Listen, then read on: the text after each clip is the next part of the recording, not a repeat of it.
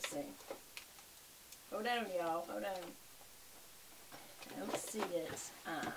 What I'm looking for is my, y'all, we have so many good palettes in here. I just realized, oh my gosh, look at all these palettes. Oh my gosh. I have an unopened palette in there. What's going on with me? I have too much stuff. I'm looking for, okay, this is one we just changed to Spit. I was looking for my MAC Fix Plus. I just need something wet. And because it's my palettes and I don't share my palettes, people are like, that's so much bacteria. No, it's not. Your own spit's not bacteria to your own self. It says Scientist Beth. And I'm going to put this kind of glossy, frosty color. This color is called Glitz from this It Girl palette. And it's obviously very gold. And I just wanted it. Going a little bit to the inner corner there. Not going all the way out because you don't need it out there. Really loading up the brush.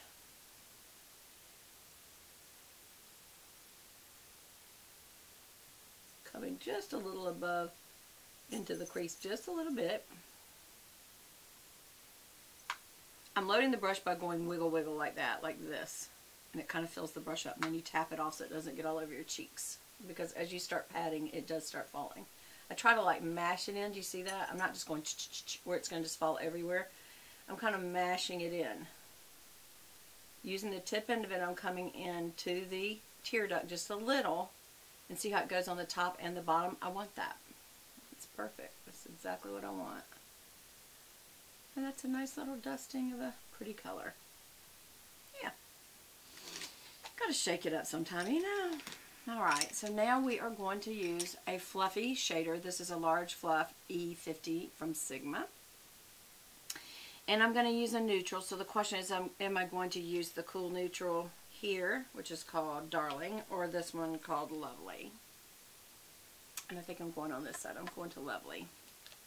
It's just a caramel color, and that's my favorite. You can use a gray tone or a pinky peach tone.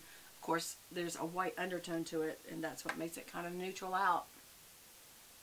So always put down the most on the outside and then work your way in. And then come back. That is quite a dark neutral. That's okay. Again, keep the most on the outside. Come in, I'm loading that area, and then go back to the outside. Also, if you want to, you can brush that way and that way, which kind of helps a blend. And then you are definitely going to use, because this was so dark, y'all, I do need to use a blending brush. This is an E35 tapered blending brush from Sigma. I'm not going to put anything on it. I'm just going to blend it, especially right here and here. And blend towards your nose, because that actually helps. See how that makes my nose look a little skinnier when you do that as well. And then just kind of blend that out. And you may have to go back, because I went a little too high, you may have to go back.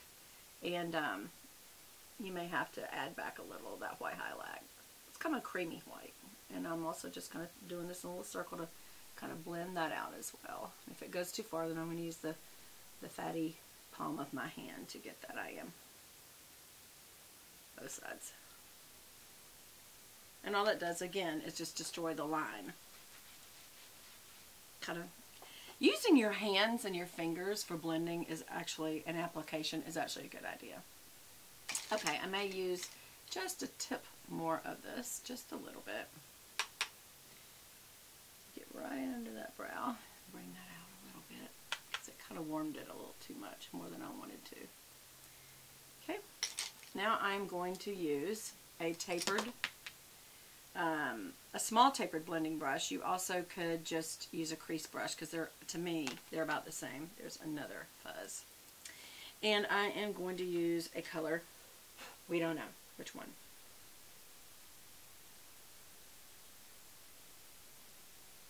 I think I'm going to use this brown, which is called Divine. That brown right there. It's called Divine. It is a really good brown. Definitely lay that down right there. Make sure that color deposits. See how it deposited? That's what you want to do. And then you blend it towards the inner, in the crease. And if you want to make it a tight crease, you look up like I'm looking at you, and that does is your skin grabs the brush, and so it kind of keeps it just in that crease. And then I'm going to rotate it, and kind of whatever was on the back side of that brush, I'm making a line coming in, and it gives the effect almost of a wing. See the difference? That's fine for every day. If you want to add for evening, or if you just like depth like I do, you can add this. And if you feel like you got too much, you can always, I'm looking up at you again to kind of keep it in the crease. You can always go back and blend some off if you think it's just too much. And see how I'm turning the brush here? I'm getting what was on the back side of the brush that wasn't in the crease that well. I'm getting that and using it. And that side never takes the same because that scar. So weird. So you could use your blending brush again. I'm going to do a little bit just to get that blended. That brown blended in. It also tones it down a little bit. Now I'm going to use a smudgy brush. This is a short shader. A smudgy brush. What is that, a technical term, Beth?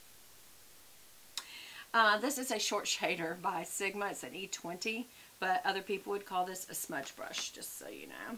It's just very short hairs, so it's very dense. And again, I wet it, and I'm putting it back in that Divine, and I'm going to line with it.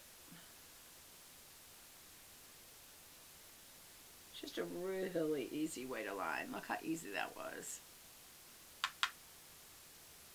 Always tap it off because you're under your eye now, and you don't want all those little pouty poops. Powder poops. Just made that up. Powder poops.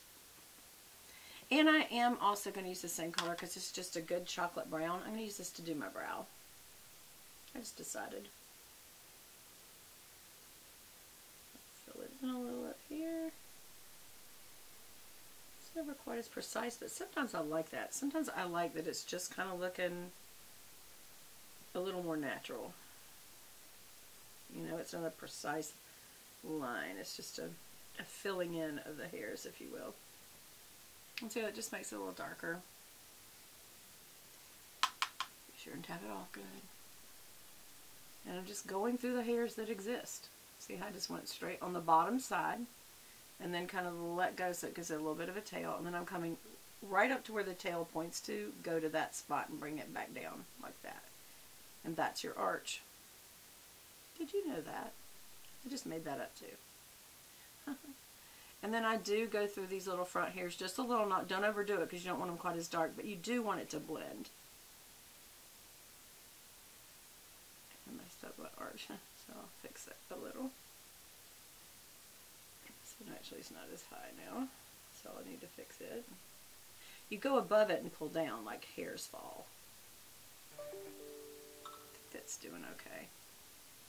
And if you want to, you could also use this color to line your upper. Like come out here and kind of come in like a liner. Normally you'd go out because this is powder. I'm coming in. And I'm just stamping it. Just literally hitting it and dragging. Hit, drag, hit, drag. To make kind of a line. And this is a much softer look liner than to use a liquid liner. And because you're kind of drawing, that's why I'm not going out, because then it'll shoot the powder out that way. I don't want to do that because this isn't liquid. But now I'm just going to hit, drag, and all this is doing is putting a little bit of a dark brown right at the base of your lashes. So it kind of looks like a liner, kind of doesn't. It works. Some people will also take a pencil brush and they'll put that underneath the lower lashes. Let's just try that. I still will wet it. And I am going to use, what am I going to use?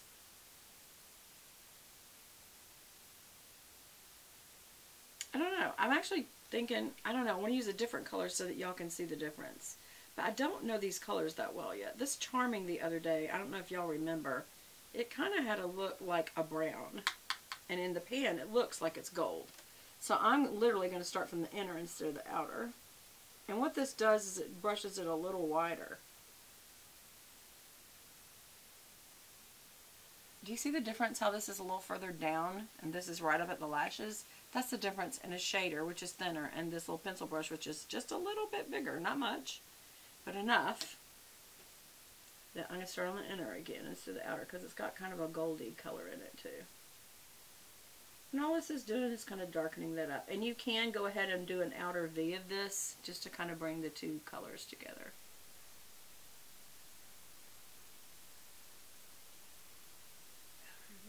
There's the V, there, V. You might do one drag in just to kind of connect the color. And that's it. We're done with the palette anyway. Let's put this back here. This will be gone soon and we'll have a new backdrop. Always pop your shirt. Don't ever rub it, because there's probably powder there. I probably should have had a little towel. I have no earrings on. Freaking out. How are you doing?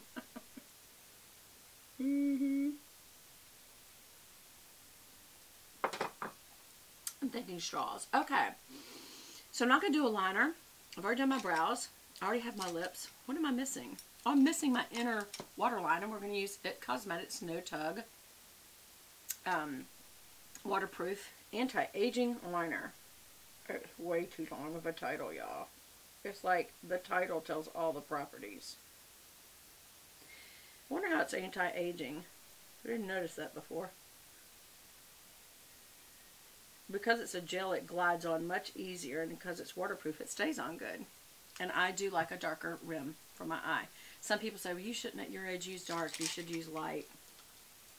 You do what you want, I do what I want. I feel like I have a little fallout.